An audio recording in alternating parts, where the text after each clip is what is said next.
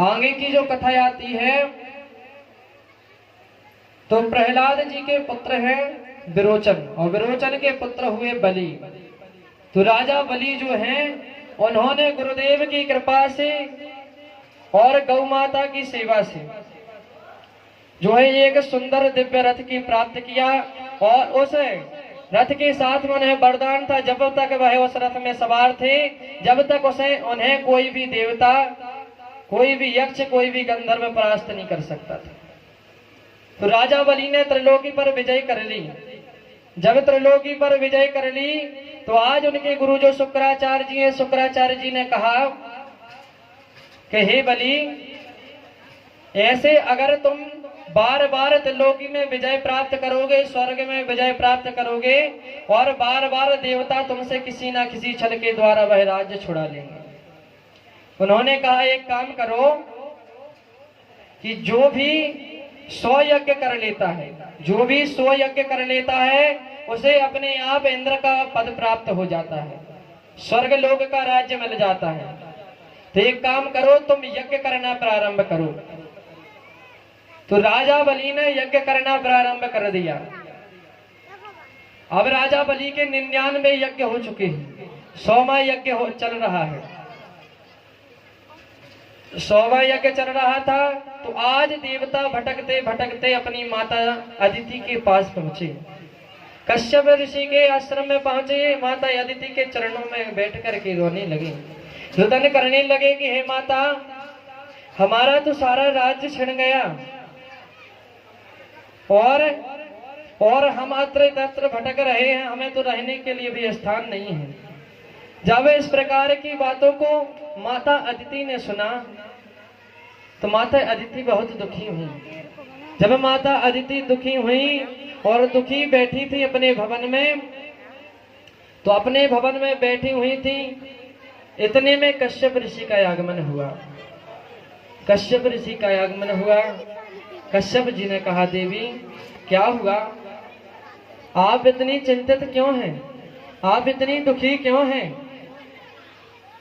तो आज जैसे ही कश्यप जी ने पूछा तो माता अदिति ने कहा, हे स्वामी, राजा बलि ने हमारे पुत्रों से स्वर्ग को छीन लिया है और वह अत्र तत्र भटक रहे हैं, उनके लिए रहने के लिए भी स्थान नहीं रहा। अब आप ही कुछ ऐसा बताएं, कोई ऐसा उपाय बतलाइए जिससे हमारे पुत्रों को पुनः राज्य की प्राप्ति हो जाए, पुनः स्वर्ग की प्राप्ति हो जाए।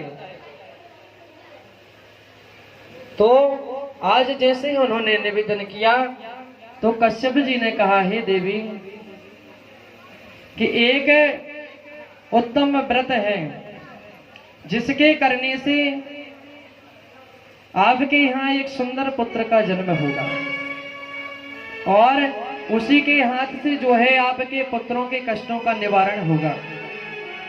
आज जैसे ही कश्यप जी ने बताया तो माता अदिति ने पूछा कि हे स्वामी, वह व्रत कौन सा है और वह व्रत की विधि क्या है, उसे कब किया जाता है?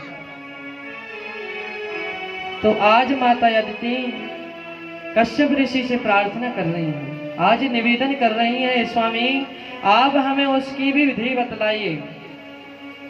तो कश्यप जी ने कहा, देवी, यह व्रत फाल्गुन मास की शुक्ल पक्ष की, फाल्गुन के महीने में शुक्ल पक्ष की प्रतिपदा से और त्रयोदशी तक किया जाता है।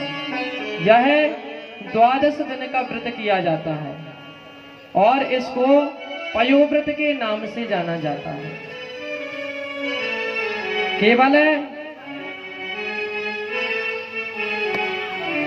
कहते हैं इसके नियमानुसार अगर इस व्रत को किया जाए तो इससे निश्चय ही संतान की प्राप्ति होती है। तो आज माता अदिति को कश्यप ऋषि ने पयोव्रत का उपदेश दिया। अब कहते हैं कि अगर गड़ा फूंदरा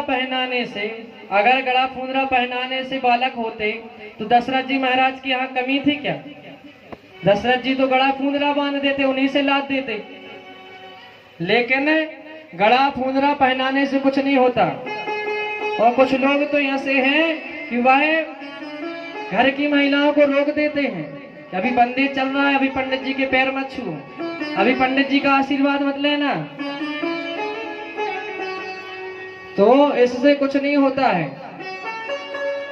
ये बताइए, जिस संतों के जन मनीषियों के जन ब्राह्मणों के आशीर्वाद से स्वयं भाग्य बदल जाता है। आत्मदेव जी के भाग्य में 7 जन्मों तक पुत्र सुख नहीं था, लेकिन एक संत जी के एक फल के द्वारा उनके यहाँ पुत्र का जन्म हो गया, गोकर्ण जी का जन्म हुआ था। तो कितना प्रताप है संतों के आशीर्वाद का। और कहते हैं कि उन्हीं ब्राह्मणों का आशीर्वाद मत लो, तो ऐसा कुछ नहीं होता है। जो हमारे शास्त्रों में लिखा है, हमारे पुराणों में लिखा है, वही बात सत्य है। तो आज जो है अदिति माता को कश्यप जी ने सुंदर उपदेश दिया और पयोव्रत के बारे में सारा विधि विधान से बतलाया। जब सारे विधि विधान से बतलाया और आज देवताओं ने जाकर के नारायण भगवान की शरण में जाकर के प्रार्थना की है। जब प्रभु से निवेदन किया है कि हे प्रभु, अब हमारी रक्षा कीजिए, क्योंकि यदि राजा बलि ने 100वां यज्ञ और कर लिया तो स्वर्ग हमसे हमेशा के लिए छूट जाएगा। तो आज जैसे ही नारायण से निवेदन किया है, द्वादश्याम मूर्ते भेजते प्रभु सर्वे नक्षत्र ताराद्या चक्रुष्ट जन्म दक्षिणा। सुखदेव जी महाराज कहते हैं, हे परीक्षित, भादों का महीना जो है बहुत ही पवित्र माना गया है। क्यों? क्योंकि जो हमारी राधा रानी है उनका अवतार भी भादों के महीने में हुआ था। अष्टमी के दिन राधा रानी सरकार का जन्म हुआ था। और कहते हैं मेरे कन्हैया का अवतार भी भादों के महीने में हुआ था। और शेषावतार बलराम जी का अवतार भी भादों के महीने में हुआ था। और आज नारायण भी वामन अवतार के रूप में भादों के महीने में, और आज अभिजित मुहूर्त के शुभ अवसर पर वामन भगवान अवतार लेने वाले हैं। तो आज देवता स्तुति करने लगे, पुष्प वृष्टि करने लगे, पुष्पों की वर्षा होने लगी, और आज भगवान का सुंदर वामन अवतार के रूप में भगवान प्रकट हो गए। बोले वामन भगवान की।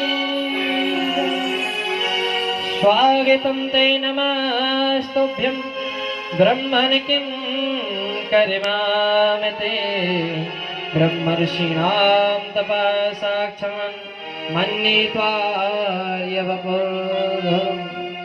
सभी देवता ब्रह्मा जी, जगदम्बा और सभी गंधर्व यक्ष देवता इंद्रादि सभी देवता स्तुति करने के लिए भगवान के समक्ष प्रकट हो गए और भगवान वामन भगवान की सुंदर स्तुति करने लगे। कोई वामन भगवान को कमंडल दे रहा है, कोई उनको वस्त्र पहना रहा है, कोई गोमुखी दे रहा है, कोई छाता पहना रहा है।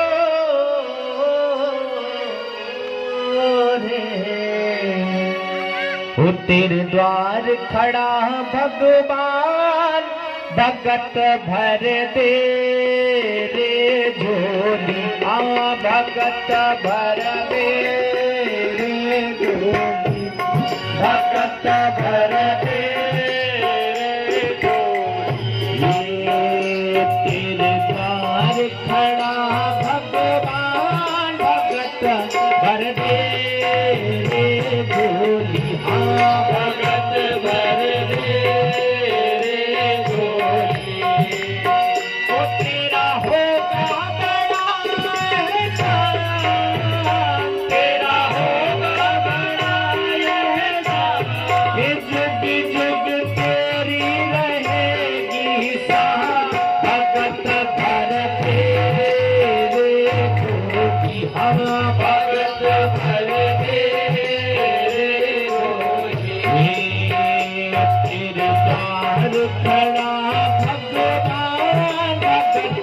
भर दे रे झोली हाँ भगत भर दे रे झोली।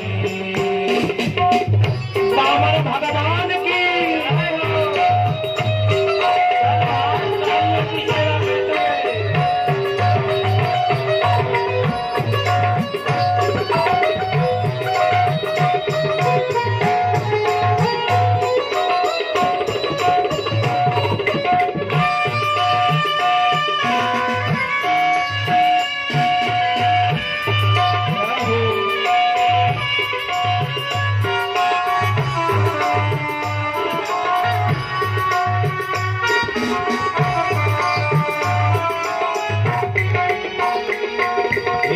डोले उठी है सारी धरती देख ले डोला गगन है सारा।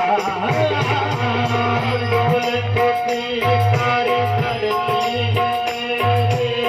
डोला गगन है सारा।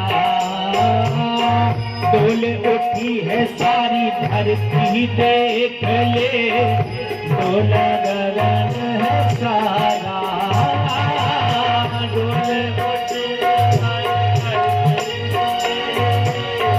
डोला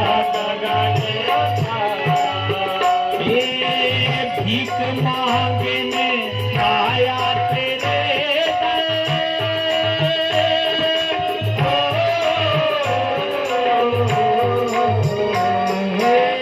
भीख मांगने आया तेरे दर जगत का पालन हारा रे।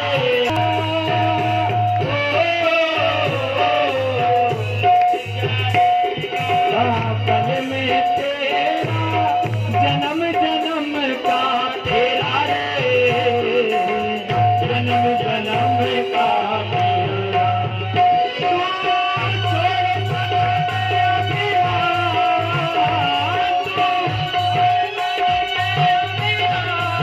अमर कर ले तू अपना नाम।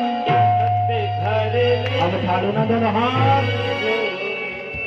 पीछे वाले चाहते हो कि ठाकुर जी आपके घर में आए? और कौन चाहता? पीछे वाले भैया जो कुर्सियों पे बैठे हैं चाहते हो कि ठाकुर जी आपके घर में आए? डरा के भाग जाओ भैया। उठा लो दोनों हाथ, तालियों की सेवा कर दो।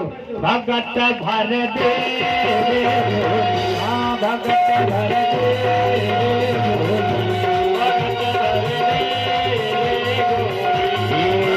तेरे द्वार खड़ा भगवान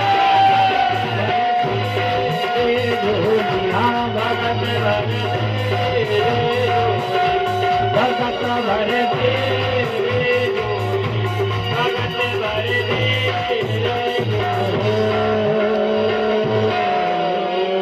वो तेरे द्वार खड़ा भगवान हो भगत भर दे रे झोली। बोलिए बामन भगवान की। वे श्री राधारमण सरकार की, श्रीमद् भागवत महापुराण की। क्यों नींद आ रही क्या? आज तो एकादशी भी नहीं है, व्रत भी नहीं है। बोल हम रहे हैं जब से, नींद आप लोगों को आ रही है। थोड़ा जोर से बोलिए, भगवान के मंदिर तक तो आवाज पहुंचे। कम से कम जो गांव से नहीं आए हैं उनको भी पता चले कि हाँ कथा सुनने के लिए गए हैं कोई। तो सभी लोग जोर से जयकारा लगाएंगे। बोले वृंदावन बिहारी लाल की।